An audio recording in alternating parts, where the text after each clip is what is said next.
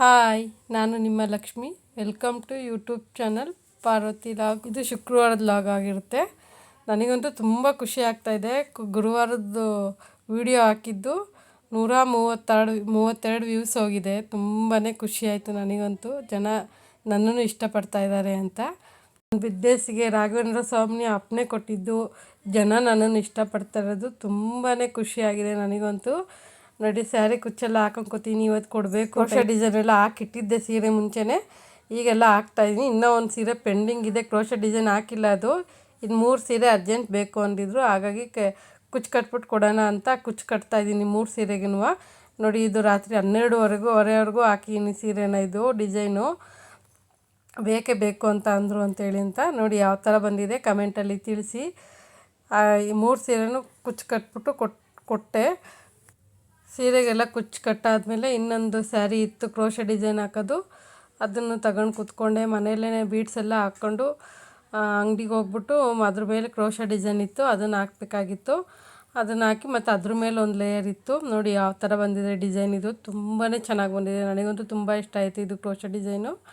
ನೋಡಿ ಯಾವ ಥರ ಬಂದಿದೆ. ಫಸ್ಟ್ ಟೈಮ್ ಹಾಕಿದ್ದು ಡಿಸೈನ್ ನಾನು. ಸಖತ್ತಾಗಿ ಬಂದಿದೆ ಮಾತ್ರ ಡಿಸೈನು. ಯಾವಾಗಲೂ ನಿಮ್ಮ ಸಪೋರ್ಟ್ ಇದೇ ಥರನೇ ಇರಲಿ.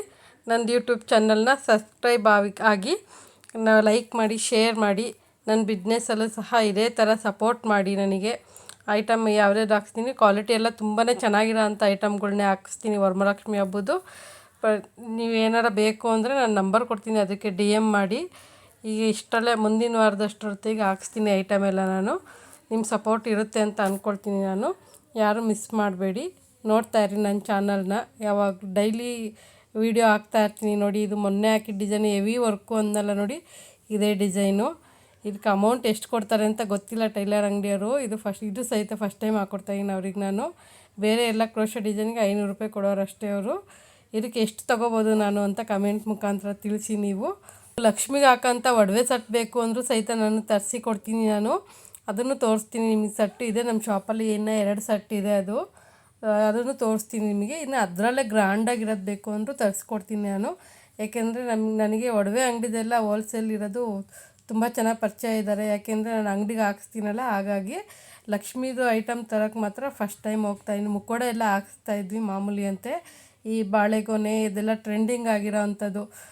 ದೀಪ ಸ್ಟ್ಯಾಂಡು ಮತ್ತು ಲಕ್ಷ್ಮಿ ಕೂರಿಸೋ ಸ್ಟ್ಯಾಂಡು ಅದೆಲ್ಲ ಹೋಗಿ ವಿಚಾರಿಸ್ಕೊಂಡು ಕಾಂಟ್ಯಾಕ್ಟ್ ನಂಬರ್ ಇಸ್ಕೊಂಡಿದ್ದೀನಿ ಒಬ್ರದ್ದು ನಾನು. ಹಾಗಾಗಿ ನಾಳೆ ಹೊರಟಿದ್ದೀನಿ ಬೆಂಗಳೂರಿಗೆ, ನಮ್ಮ ತಂಗಿ ಮನೆಗೇ.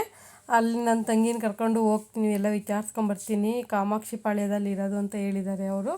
ನಂಬರೆಲ್ಲ ಕೊಟ್ಟಿದ್ದಾರೆ. ಹೋಗಿ ವಿಚಾರಿಸ್ಬಿಟ್ಟು ನನ್ನ ಬಜೆಟಿಗೆ ಸಿಗುತ್ತೋ ಇಲ್ವೋ ಅಂತ ವಿಚಾರಿಸಿ ಫಸ್ಟು ಚಿಕ್ಕಪೇಟೆಗೆ ಹೋಗಿ ಅಲ್ಲಿ ವಿಚಾರಿಸ್ಕೊಂಡು ಆಮೇಲೆ ಅಲ್ಲಿಗೆ ಹೋಗಿ ವಿಚಾರಿಸ್ತೀನಿ. ಅಲ್ಲಿಗೂ ರೇಟ್ ಕಂಪೇರ್ ಮಾಡಿದಾಗ ಗೊತ್ತಾಗುತ್ತಲ್ವ ನಮಗೆ ಎಲ್ಲಿ ತೊಗೊಂಡ್ರೆ ಉತ್ತಮ ಅಂತೇಳಿ ಅಂತ.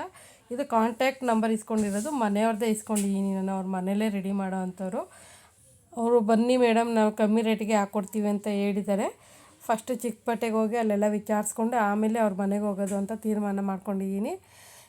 ಆಗ ಎಲ್ಲ ಮುಗಿಸ್ಕೊಂಡು ಆಮೇಲೆ ಅಂಗಡಿಗೆ ಹೋದೆ ನಾನು. ಬೊಂಬಾಟ್ ಫಿಲಮ್ ಬರ್ತಾಯಿತ್ತು ಗಣೇಶ್ ಅವ್ರದ್ದು. ಅದನ್ನು ನೋಡಿಕೊಂಡು ಮಾಮೂಲಿ ಸೀರೆ ಕುಚ್ಚಾಕಕ್ಕೆ ಕೂತ್ಕೊಂಡೆ ನಾನು. ಸೀರೆ ಕುಚ್ಚಾಕ ಇದು ಭಾರಿ ತಲೆ ತಿಂತು ನನಗೆ, ಸೀರೆ ಕುಚ್ಚಾಕೋದು.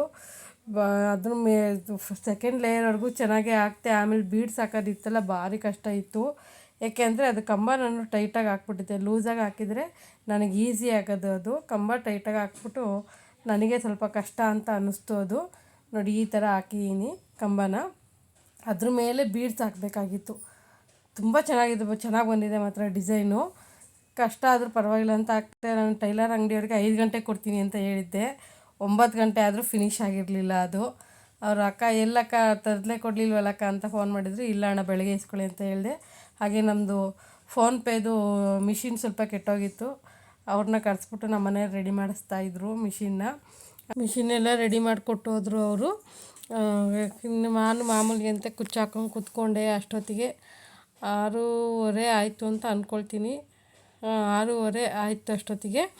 ಸೀದಾ ಮನೆಗೆ ಹೋಗೋಣ ಅಂತ ಹೊರಟೆ. ಇಲ್ಲ ಆಗಲ್ಲ, ಇದು ಮನೆಗೆ ಹೋಗಿ ಹಾಕೋಣ ಅಂತ. ಅಂಗಡಿಲಿ ಗಿರಾಕಿ ಬರೋದ್ರಿಂದ ಎದ್ದು ಮಾಡಿ ನನಗೆ ಸ್ಯಾರಿ ಕುಚ್ಚಾಕೋದು ಮುಗಿಯೋದೇ ಇಲ್ಲ, ಕಂಪ್ಲೀಟೇ ಆಗೋಲ್ಲ. ಹಾಗಾಗಿ ಸೀದಾ ಮನೆಗೆ ಹೋದೆ. ಮನೆಗೆ ಹೋಗಿದ ತಕ್ಷಣ ಮತ್ತೆ ರಾಣಿ ಸೀರಿಯಲ್ ನೋಡ್ತಾಯಿತ್ತು. 6 ಗಂಟೆ, ಸಾರಿ ನಾನು 6:30 ಅಂತ ಹೇಳಿದೆ ನಿಮಗೆ. 6 ಗಂಟೆ ಟೀ ಬಿಸಿಗೆ ಇಟ್ಬಿಟ್ಬಿಟ್ಟು ಜೋರಾಗಿ ಉರಿ ಇಟ್ಬಿಟ್ಟು ಹೊರಗೆ ಹೋಗಿ ಟಿ ವಿ ನೋಡ್ಕೊಂಡು ನಿಂತೀನಿ ನೋಡಿ. ನಾನು ಎಷ್ಟೊಂದು ಬುದ್ಧಿವಂತೆ ನೋಡಿ. ನಾನೊಂದು ಸ್ವಲ್ಪ ಕಡಲೆ ಹಾಕೊಂಡು ತಿಂತೀನಿ ಟೀಗೆ, ಚೆನ್ನಾಗಿರುತ್ತೆ. ಅದು ನನಗೆ ತುಂಬ ಇಷ್ಟ. ಲೇಟಾಗಿದೆ, ನಾಳೆ ಬೆಂಗಳೂರಿಗೆ ಹೋಗೋದ್ರಿಂದ ಲೇಟಾಗಿದೆ ಅಂತ ಹೇಳ್ಬಿಟ್ಟು ನಮ್ಮ ಅತ್ತೆ ಕೊಡಿಲಿ ನಾನೇ ದಾರೆ ಸುತ್ಕೊಡ್ತೀನಿ ಅಂತ ಸುತ್ಕೊಡ್ತಾ ಇದ್ದಾರೆ ನೋಡಿ. ಶುಕ್ರವಾರದ ದಿನ ಈ ಥರ ಇತ್ತು. ಯಾರ್ಯಾರಿಗೆ ನನ್ನ ವಿಡಿಯೋ ಇಷ್ಟ ಆಯಿತು ಲೈಕ್ ಮಾಡಿ, ಶೇರ್ ಮಾಡಿ, ನನ್ನ ಚಾನಲ್ನ ಸಬ್ಸ್ಕ್ರೈಬ್ ಆಗಿ. Thank you so much.